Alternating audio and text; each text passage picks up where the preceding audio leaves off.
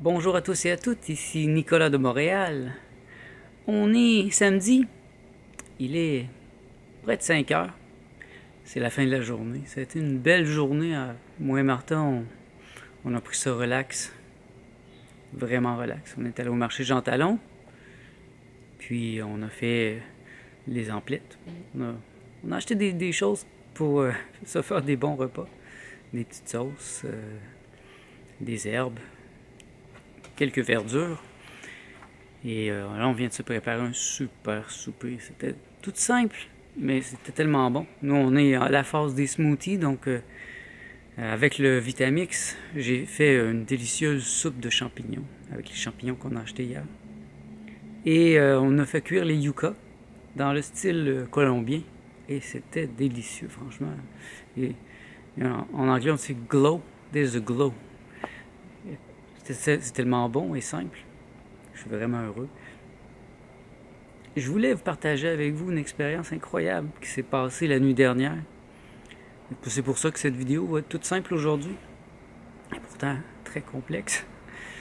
C'est une expérience qui est très peu habituelle chez les êtres humains. Et ça fait du bien. Ça fait tellement de bien. En vérité, ça découle aussi du fait que là, j'ai recommencé à manger. Donc hier, j'ai commencé à manger des mangues, des melons. C'est tellement délicieux. Mon corps reprend son énergie enfin. Mais en même temps, j'ai compris que j'étais allé un peu trop vite hier. J'ai fait une erreur l'année passée, c'était de commencer à manger trop rapidement des choses complexes. Et cette année, je me suis promis de ne pas faire cette erreur. Et je ne l'ai pas fait. Je suis super méthodique. Et ça va bien. Au niveau de la digestion, ça va bien. Mes intestins recommencent à fonctionner. Par contre, une chose que j'avais pas pensé l'année passée et que maintenant il m'est arrivé, hier, j'ai transporté des choses assez quand même difficiles à soulever dans mon état. Faut pas oublier qu'il y a encore 2 jours, j'avais de la misère à marcher. Et les melons, toutes les caisses d'hier, bon, passablement épuisé. Vous avez vu ma voix hier soir, ma voix était cassée, mais c'était mon corps qui était cassé aussi. Je me suis rendu compte que c'était dangereux, il fallait que je fasse attention, donc je porte plus attention à ça. Et de faire attention à mon corps. Parce que même si j'ai l'impression d'être prêt pour soulever des bois, je ne le suis pas. Il y a encore 2 jours, j'étais encore couché dans mon lit sans énergie, manque de batterie total, ou presque, après 40 jours de ne pas avoir mangé. Alors hier soir, j'ai fait beaucoup de réflexions sur le sujet et j'ai eu des réalisations profondes. Je me suis rendu compte que j'ai vraiment été très loin. Parce que moi, je calculais mes jours à partir du moment où j'avais arrêté de prendre mes jus. Donc, mon jeûne à l'eau était basé sur le fait que je prenais de l'eau, mais en vérité, j'avais déjà arrêté de manger 11 jours auparavant avec une cure de jus, mais même plus parce que je mangeais déjà presque plus depuis un mois. Et là, j'ai réalisé que j'étais rendu à 40 jours. En fait, j'ai fait 40 jours. Et encore comme l'année passée, ce 40 jours, il est encore synchronisé avec la Pâque. Je ne l'ai pas cherché, j'ai pas cherché à synchroniser avec la Pâque. D'ailleurs, Pâque l'année passée était une semaine plus tard. Et ça a donné que c'était vendredi hier, vendredi saint. Et j'ai eu une expérience encore cette année, une expérience christique. Je suis entré dans l'état du Christ. L'année passée, j'avais été aidé par un psychédélique en forte dose. Donc certains auraient pu dire c'est provoqué par la drogue. Et je me doutais bien que c'était pas vrai. Mais cette année, je n'ai rien pris. J'ai fumé rien. J'ai pris aucune drogue. La seule drogue, c'était les melons. Délicieux melons, des mangues, la nourriture et la pureté de mon être. Et donc, c'est ça, je veux vous raconter ce qui s'est passé cette nuit. On s'est couché tôt, moi et Martin, parce que je réalisais à quel point j'étais fatigué. Mais mon esprit n'était pas du tout fatigué, mon mental était électrique. Je n'avais pas du tout le goût de dormir, mais mon corps était à terre. Donc j'ai compris que je devais faire comme la semaine d'avant, aller me coucher, Puis j'ai laissé mon corps se reposer pendant que mon esprit montait toujours plus. Et je cherchais, c'est ça, à discuter avec moi-même, à parler avec mon être, à recevoir des réponses sur qu'est-ce que je dois faire, comment je dois agir, comment je dois être avec Martha, qu'est-ce que je dois faire, des choses comme ça. Et je recevais des réponses assez claires. Et là, Martha était déjà endormie, elle, et moi, déjà à minuit 30, je dormais pas encore. Et j'avais pas du tout l'idée que j'allais dormir, en fait. Donc je suis allé dans le salon, j'ai écouté de la musique. J'ai certaines musiques très particulières que je sais qu'elles sont en très haute vibration. Et j'ai écouté ces types de musique-là. Je pourrais les mettre en référence en dessous pour ceux que ça intéresse. Je sais que ces maîtres qui j'ai écoutés sont des saints, des sages. Et donc je me suis mis dans le bon état d'esprit. Et déjà j'ai eu un mini extase, un moment d'admiration, de beauté pour certaines notes de Debussy. J'aime beaucoup le travail des pianistes quand ils sont en solo. Et Debussy a un beau travail d'impressionnisme. Et je me suis pris à écouter ça, à pleurer de joie, pleurer devant la beauté de ces notes qui s'égrenaient devant ma conscience. Et là, rendu à 4 heures du matin, bon, je me suis dit, il faudrait peut-être que j'aille me coucher pour essayer encore plus de dormir.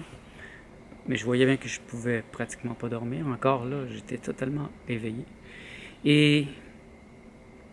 Mais j'ai fini par m'endormir, finalement. C'est ça. Mais un sommeil électrique, lumineux, avec des rêves incroyables. J'ai fait un rêve, je me souviens plus de tous les détails, mais j'étais poursuivi à un certain point par 3 léopards. Et j'étais c'était comme une pièce de théâtre. Il y avait comme une mise en scène et c'était comme au Mexique, dans un endroit latino-américain. Et là, il y avait un chaman.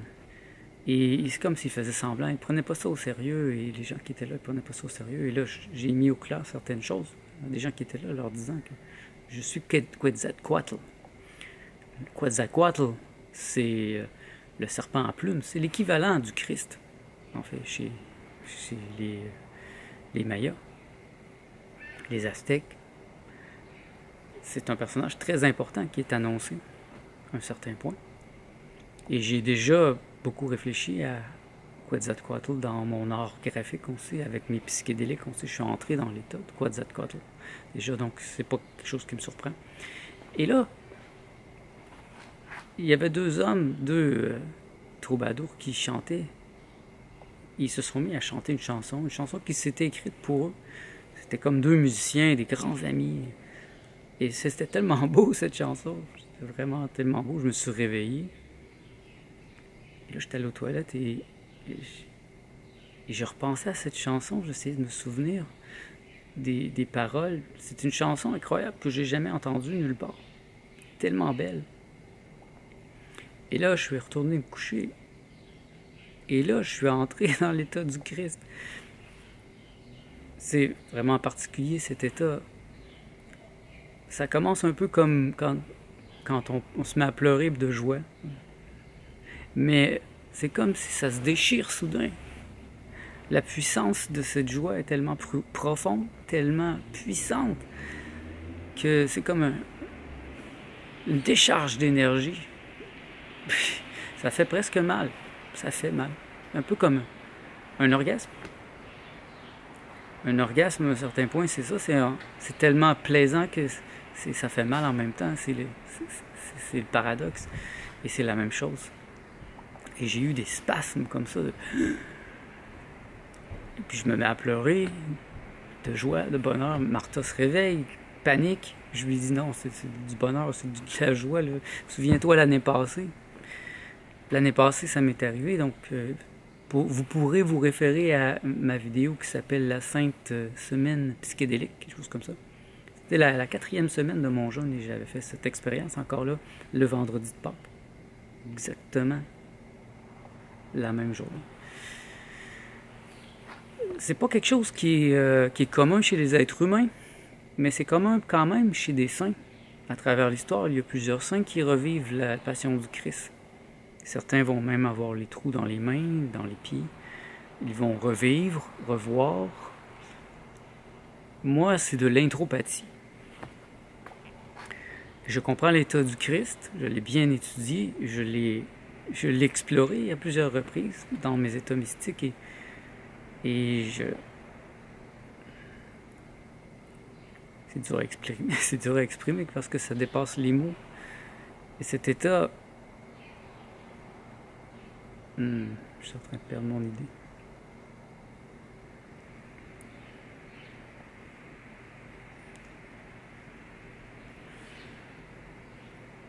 Vous voyez, cet état n'est pas un état qui nous permet de rester dans le monde. Lorsque cet état s'empare de nous, il y a une élévation et c'est comme un coup de tonnerre. Et c'est ça, il y a trop de chrétiens, pas assez de Christ. Vous voyez, c'est ça le grand problème.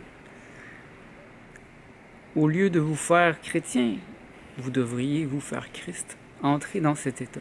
Ah oui, je vous parlais de l'intropathie, c'est ça. L'intropathie, c'est la capacité de voir de l'intérieur, comme la télépathie, par exemple. Donc l'intropathie, c'est un peu comme si j'entre dans une église et je regarde autour de moi. Et donc dans l'état d'intropathie, lorsque j'entre dans le Christ, Jésus le Christ, parce qu'il y a plusieurs Christ, Jésus a été le premier, il y a plusieurs Christ, plusieurs êtres dans l'état du Christ sur la terre présentement et dans l'univers. Et donc, il y a une particulière fixation sur Jésus parce que, bien sûr, on pense à lui aujourd'hui. Vous allez voir cette vidéo aussi, la journée de Pâques, la journée de sa résurrection. Et donc, c'est comme si j'entrais à l'intérieur de lui et je ressens le monde à travers ce qu'il a ressenti. C'est assez impressionnant. C'est une autre époque, c'était une autre manière de penser. Et il a souffert, selon ce qu'on nous dit. Mais ce que moi j'ai vécu, l'année passée j'ai vécu l'histoire au complet, je l'ai senti de l'intérieur. Et l'avantage, c'est que je ne perds pas non plus mon identité dans l'intropathie. Je reste Nicolas, je reste le je suis, ne disparaît pas. Donc, je suis un observateur, mais en même temps, ça m'arrive aussi, c'est moi. Il est moi, dans une vie parallèle. C'est complexe. Et c'est plaisant. Ça nous laisse quand même exténuer. Nous, les multiples jeux qui éclatent soudain. Et c'est ça que je voulais partager avec vous. C'est incroyable comme expérience. Ce n'était pas quelque chose que j'ai calculé. Il y a des raisons pourquoi des grands maîtres comme le Christ ont fait des 40 jours de jeûne et je me rends compte que j'ai fait 40 jours et c'est ça qui hier soir a eu un impact sur moi. 40 jours. Moi j'étais à compter, comme je vous disais, les jours de l'eau et je ne réalisais pas à quel point. Je me rends compte que ma dernière semaine, la semaine passée, j'ai réellement frôlé la mort. J'étais au pas de la mort. J'étais à la limite. Et c'est ce qui, moi, me sauve, c'est mon désir, ma volonté de vivre. J'en ai parlé. Elle est vraie, ma bonne volonté. Je suis un homme heureux. J'ai des projets. J'aime être ici, dans ce corps, dans cette vie. Je ne suis pas un déprimé. Je suis un bienheureux. Je suis un suicidé bienheureux. Suicidé dans le sens que j'ai fait une renaissance. Je suis mort pour renaître dans le je suis. Et que je comprends que Nicolas Lehoux n'est pas la seule partie de ce que je suis. Que même si Nicolas Lehoux meurt, moi je ne vais pas cesser d'être. Je suis.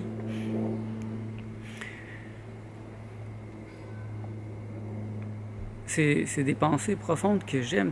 Ça, c'est incroyable. Et ça, c'est le cadeau. C'est mon cadeau d'avoir fait tout ce jeûne, d'avoir fait toutes ces étapes depuis même le mois de janvier, de l'avoir fait méthodiquement, d'être si méthodique, en fait. Il y a une méthode. On pourrait même dire que c'est une méthode d'illumination pour ceux qui cherchent à s'illuminer. faites un 40 jours de jeûne comme je l'ai fait, et vous êtes dans une pureté foudroyante, une réceptivité incroyable à l'invisible, à la conscience, à ce qu'il y a de plus élevé chez l'être humain.